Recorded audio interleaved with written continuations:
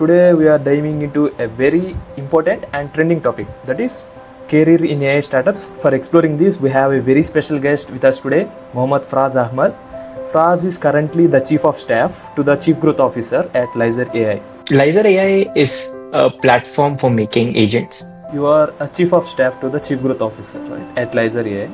What's your main crucial responsibility? Every founder, they need one person who can help them execute everything independently. Master's Union to becoming a Chief of Staff at Lyzr.ai. I realized that whatever I'm learning in college might not be that useful compared to the work I'm doing. Because in college, we are still debugging C. When I saw about Master's Union, it was all about how you can become an entrepreneur. I mean, if your ambition is to learn, then startups is something that you have to go for. If you want to get into a startup, it's all about showing what you can deliver. Like how fast you can execute, what you can deliver, and how good you are at learning. The difference between someone who succeeds in the startup versus someone who thrives in large corporations. Build some really good projects that will impress people. That will eliminate that question of do you have experience, because then your work will talk. AI has intelligence, but human has experience. Exactly. From my viewers, I have a few students who used to struggle, right? If possible, in your free time, can you do a mock interview? For sure. Interview and dating is same thing, I feel. Like they don't tell you why you got rejected. You just know that you got rejected. What advice you would like to give for the students who want to excel their career into this AI startup world? Maybe LinkedIn will not get you a job, but it will definitely put you over other people who are not active on LinkedIn. Whenever someone from the company is trying to hire you, first thing they check is your LinkedIn. And imagine having so many followers there, so many things that you have done, so many images there. That will just make you stand out. I mean, I truly believe in this quote that you are average of 5 people that you are around with. Right, so make sure the 5 people that are around you are very motivated people. They are not someone who are having that negative mentality. That really helps you stay motivated. How important are these soft skills like problem solving or communication?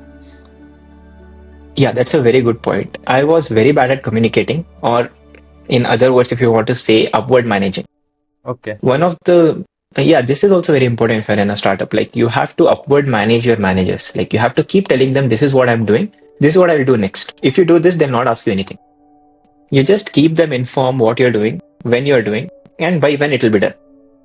These 3 things, keep them informed. No one will tell you anything. You'll just thrive at the startup. And communication and upward managing is really important, because maybe sometimes you're doing so much work and it's not getting noticed. That's not right. You have to communicate. I'm not telling you have to boast about whatever you're doing, but you have to at least tell them what you're doing. They have to know that you're putting in some efforts. So, and communication also comes down to maybe people or your managers are giving you your task and you're not able to understand it. You're not asking the right questions and it doesn't happen. Like you are not able to execute it. That is also a, side effect of wrong communication or not being good at communicating. And upward managing, just see your managers, whenever you're in a startup, they have so many things to do. They don't have time to breathe. Trust me. I see my co-founders, they're working on weekends, they're working on holidays, they're working on festivals. My co-founder, my co-founder Annie, he was ill. He had an operation on his elbows and he was working from hospital also. Wow. Yeah, so that's the amount of work they have. So if you just upward manage, it will just relieve them from some of the tasks, some of the follow-ups that they do, because there is a lot of context switching for them because they have to talk to so many teams. So if you just upward manage, it builds some trust for you there. It's like they can give you some task and they can just forget because they know you'll get it done. So that is how important communication is. For someone not from a deep technical background, how can they still contribute meaningfully to AI startups? There are so many roles today which doesn't require for you to know coding to be in that role and still to be in an AI company. Okay. I mean, marketing is one such role, of course, marketing. And there is this role called as developer relations or developer advocacy. You build communities for your product, right? So that is one of the place where I think even if you don't know coding, you can just get in, you can help people I mean, you can just contribute in an AI company. Apart from that, you can be an agent architect, or in general, when I say agent architect, it's like you can build workflows. Hmm. So when there is a role, even of which even I didn't know, where your only task is to build workflows.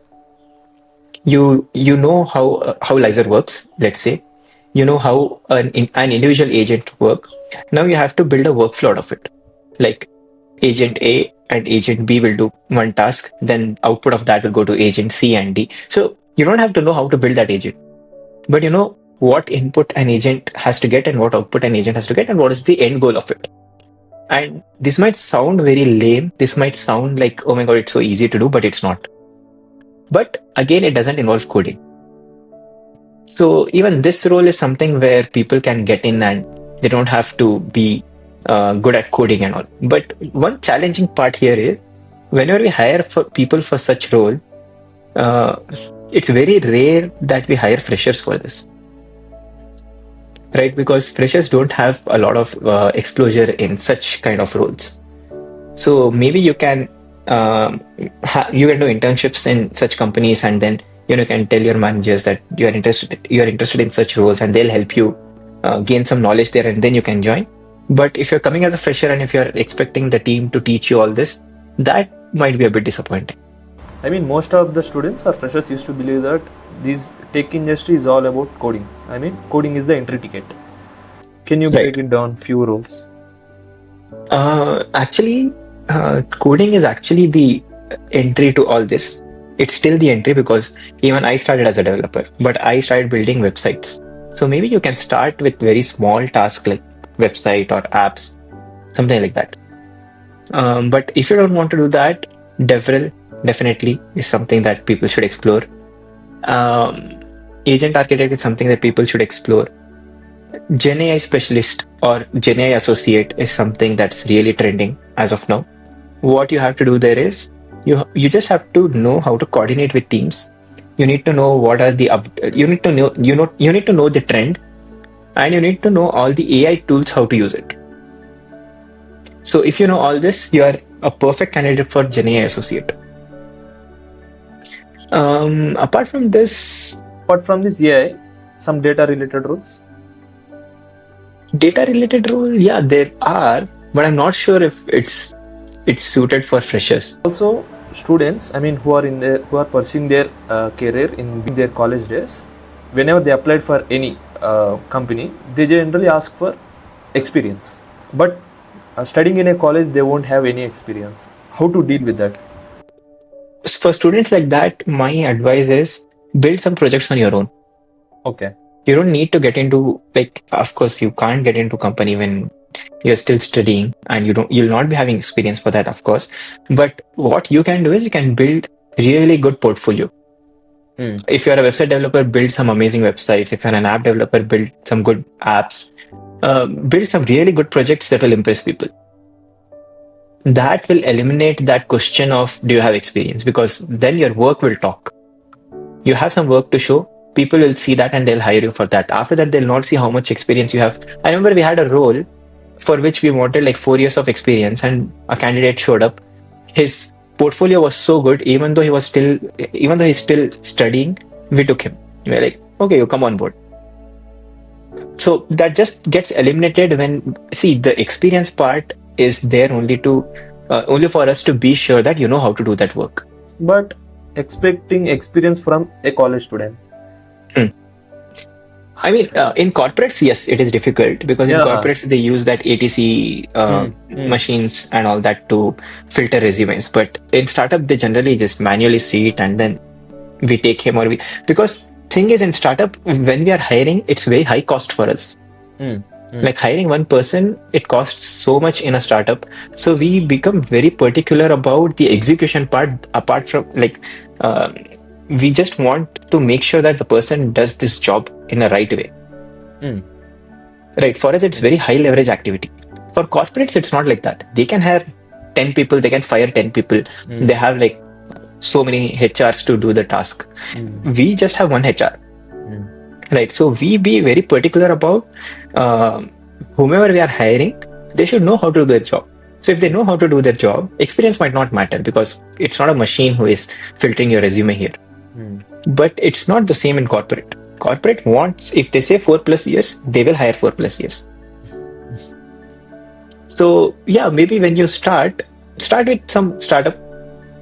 That should eliminate the question of how many years of experience you have. Start with a startup, have a good portfolio, know how to execute things. You are in. Also, what's one common misconception people have about working in these AI startups? One misconception. Yeah. One misconception is you need to know AI/ML. You don't. I don't know how to train models. I don't know anything about how a model is trained. So that's the biggest misconception. Whenever I say people that I work in an AI startup, they start assuming I train models. I don't. Be working with AI products, right? Delivering these AI products. What excites you most about this generative AI today? What excites me most is automation. Like there's a very big, another misconception about AI in general is AI will take jobs. AI will take your job if you don't know how to use AI, is what I think. And especially after, I didn't know what AI agents until I joined Lyzr. Okay. I used to wonder what AI agents do. So all this automation that is possible nowadays, and there are too many companies, not just Lyzr, even Crew AI is trying to do it. N8N is doing it, Zapier is doing it. So I see that people are trying to move towards this concept called as OGI, Organizational General Intelligence. So Sam Altman once told that there is a future where there are people who there are companies which can be termed as $1 billion company. Like there is just one person who has built this $1 million company, and that can be achieved with automations. Like you have marketer, you have salesperson, you have HR, but all these are AI. All these are agents which are talking to each other, working with each other, and you just have to give them instructions. You are the human in the loop, and all these people are doing the job. So every 6 months, the amount of progress that AI agents or this going towards AGI, all this happen is very exciting because few months back, we used to think that AI can't generate images of hands and legs and eyes and all that. But ChatGPT OpenAI came up with this amazing update where it can generate like very accurate real-time images. Right. And it happened like in a couple of months. And I'm damn sure they will even crack videos very soon. As of now, we think that it's very difficult to generate videos using AI, but I don't think so. Maybe just it's just about like 6 months. Every 6 months, AI comes with like 10x or 100x updates, and that's something that excites me. Like there will come a time where maybe the only work human has to do is to teach AI or to talk with AI. And that will not take job of other humans. It's just that it will make you exponentially productive. And instead of maybe let's say a startup is outputting 10 products or 10 services a year, maybe the startup starts outputting 100 or 1,000 products a year. So it will just escalate, or it will just increase the productivity of people, and it will not take jobs for sure. Does AI affect these low-level jobs? I don't think so. I really don't think so, because you see, trust me, since we work in an AI, whenever recently we were hiring for this content role, okay? And when we saw their assignments, we could literally figure out this is AI generated or this is human. Okay. There are few things that once you start using AI a lot, you'll come to know the pattern of how ChatGPT generates content, how Claude generates content. You will see those things and you'll be like, oh my God, this is AI generated. Oh. You'll reject there itself. Okay. Right. So the human touch in content is always important. Okay. Because AI is very bad at expressing, I feel. I have even noticed this. So I have an Instagram channel where I talk about travel and all. Okay. I have observed there initially I used to generate scripts with ChatGPT, like whole script with ChatGPT, no inputs. I used to be like, hey, this is what I want, give me the script. And that script performed very bad compared to the script I made, which had like so much grammatical mistakes, so many, like the sentences weren't right, but it was just human. And that got a good reach compared to the script that I made using AI. Oh. So people still in the back of their head like content written by human. True. And another example, it is equipped with emotions, right? yeah, exactly. Another example I would give you is, let's say you know a book is written by AI and there's a book written by human. Okay. You would automatically pick the book written by human because you know there is some experience that has gone in there. There are some efforts that has went in there because of which that book has more value compared to the book written by AI. AI has intelligence, but human has experience. Exactly. Yeah, most of the humans connect with experience, right? Most of Correct. comparing. I mean, in few cases. Right. Okay. Does agentic AI is the future? Agentic AI is definitely the future. I'm damn sure even OpenAI they have started. I mean, even they have started coming towards this agentic space. Too many people talking about agentic AI, and in general, people see we as humans, our brains don't like to remember things that are useless. In the previous days, we had to remember which fruit is poisonous, which fruit is good, which herbs are medicinal, which herbs are like just existing. All this information our brain had to remember. But then medicine as a field came into existence, and now we don't have to remember all that. We can just go to a doctor, we can just go to a medical store, he'll give us tablets. We don't have to remember what is there in that tablet at all. Right. There were times when like just few years back when we were in school, we had to remember how to calculate. Now we just reach out to calculator. If I tell you like what is x into x, x into y, maybe you can do it, but your first thought is I'll just open my calculator. Because our brains don't want to do activities that can be actually easily done by some other device. So agentic AI is something that will help your brain to minimize the redundant work it does. So agentic AI is definitely the future. At that time, maybe your brain will have to think about more complex things than will AI take your job, or should I draw this image, or should I write this content? Maybe your brain will think something above that. Small tip to improve, to brush up our communication skills. Maybe just be around people who are very talkative. That will really help you, talk. That will really improve the way you talk. This is the thing that I follow. Like all the people around me, they're like really good at talking. Okay. And they love talking.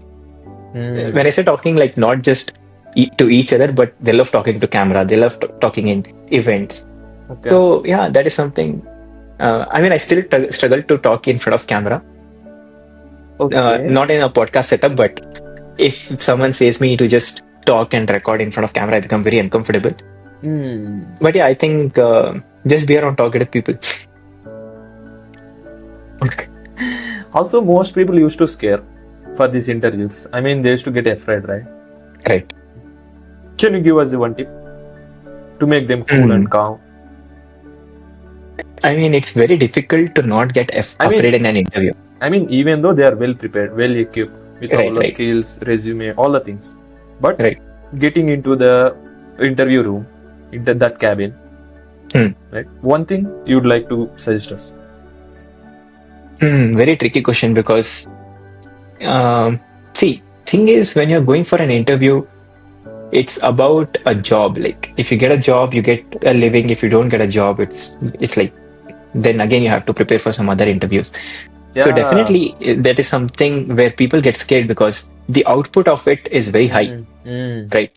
But maybe the other way to think of it is you're just going there to talk about what you're doing instead of giving an interview. Okay. This is something that I do. When I go for interview, I think that it's a podcast where people are asking me my background, where people are asking me what I did. People are asking me what else can I do. Okay. So think of it as a podcast. Maybe that will just calm you down a bit. Okay. It will make you feel like you're just going to have a chat. But yeah, this might not work in a technical round. For that, for technical rounds, you'll be only confident once you're really good at what you do. But for other rounds, maybe just think that it's a podcast where you're sharing your experience. True. Even though we are equipped with this technical skills, the one thing that we used to lag behind is confidence. Correct. Yeah. A lot of questions used to hit our mind. Yeah. One more thing that you can do is, we will do really good at interviews, Okay. This is something that even I have tried. This is how I got into Lyzr also. Okay. So we used to get these mentors in Masters Uni. Mm. These mentors were people from very good corporate companies who are at like really good positions at manager level or co-founder level. So what you could do is you could book a one-on-one with them. Okay. They would take a mock interview of you and they would see your assignment and all. And once you get a validation from there, it's like, oh my God, he said it's good. So now I can, present this with confidence.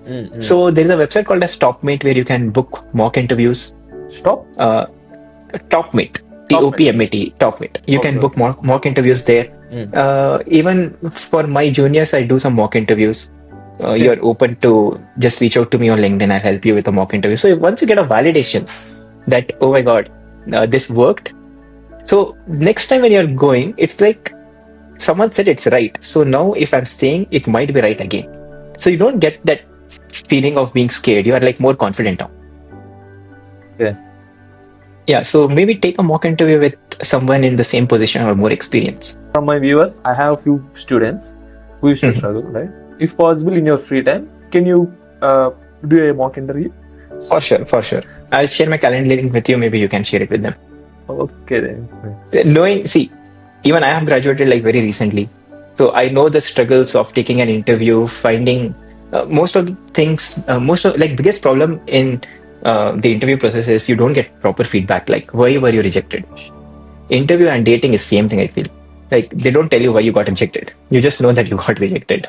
So yeah, when you give a mock interview, when you rehearse it with someone before and then you go and try, maybe only interview, okay? So maybe that time you'll be more confident. True. Just don't get disappointed with being rejected. For freshers, it would be right, but for the working professionals, I mean, having some 5 years or 6 years background, working in these QA roles or support roles, if they want to transition their career into this AI role, right, what areas they need to focus? Oh, that would be if they keep themselves updated with what's happening in AI world, because most of the times what we see is people with 5 years experience, 6 years experience, they come from huge corporates or they come from some other companies, and they have some expectations from the company that's a bit unrealistic when it comes to startups. And like getting into AI startup from any field is easy because we want people who will who wants to join us and who wants to work for the company. So people who are in support roles, most of the time I've seen people come into sales roles when it comes to AI and then transition from there to maybe someone who can head campaigns, someone who can help us prospect. So these are some roles maybe people from support roles can join in. I mean, I'm not sure about this. I'll send you a few. I'll let you know what roles these are. What hack do you follow day to day? I mean, to organize your things in a well-structured manner. I mean, I put everything working on my in Google. I put everything on my Google Calendar. I've learned this from our CG only. Put everything in Google Calendar. It just helps you organize your day better. That's why when I asked you like what time do I want to have this podcast with me, because I can just block my calendar there. So put your gym, put when you're sleeping, put when you're going out, put everything in the Google Calendar. It just helps you be more organized. That's it. Simple. Very simple. Some things it looks complicated, but it's simple. True. I think this is one of that. Yeah, but the one who are experienced with this kind of activity, I mean, people used to hear from the experience, right? Right. True. One of the problem that I've seen people have is they forget how much task they end up doing every day, and that is just because they don't note down what all they do. Once you start noting down what all you're doing in a day, it might be work, it might be something apart from the work, then you just realize, oh my God, you're doing so much in a day, and end of the week when you see, you actually be proud of the task you have done. So take a pen and paper, just note down everything you're doing. It helps you track your habits. It will help you track how much task you can do. It will help you realize how much potential you have. Okay. It can work other way around also. Maybe when you are getting lazy and you note down, you'll be like, oh my god, I just did 3 things today. True. So true. The 2 things that motivate me every day. One is, I truly believe in this quote that you are average of 5 people that you're around with. Right. So make sure the 5 people that are around you are very motivated people. They're not someone who are having that negative mentality. That really helps you stay motivated. And second thing for me that keeps me motivated is a lot of travel. I love traveling. I make sure I go somewhere every month. So that helps me motivated. There's a lot of things need to be learned from it, Faraaz. Really. Okay, this is the wrapping up question. Generally, I used to ask from most of the guests. Okay. What advice you would like to give for the students who want to excel their career into this AI startup world? See, one thing is already I mentioned, learn how to use AI tools. Second thing, in general, not even AI startups, like in general, any startup you want to join, you want to get into any company, you have to market even yourself. You might be really good, but people don't know that you're good. Start posting on LinkedIn. Start talking about yourself. Start telling about the hackathons you went to. Start telling about the skills you learned. Maybe LinkedIn will not get you a job, but it will definitely put you over other people who are not active on LinkedIn. Whenever someone from the company is trying to hire you, first thing they check is your LinkedIn. And imagine having so many followers there, so many things that you have done, so many images there. That will just make you stand out. Showing up every day is also crucial. Exactly. So just show up to the world, show what you can do. If you want to get specifically into a startup, just show the number of tools that you know how to use. Show them that you can use their tool also. Also, your LinkedIn profile is really well organized. Thank you. Yeah. That's the best compliment I got is. Thank you so much, Faraaz, for taking the time to share such insightful sessions today. Your journey is a brilliant example of how combining both business thinking with the technical innovation can open up the limitless opportunities. So to all our viewers, whether you are a student, a working professional, if you are very curious about these AI startups, I hope you found today's conversations as inspiring as I did.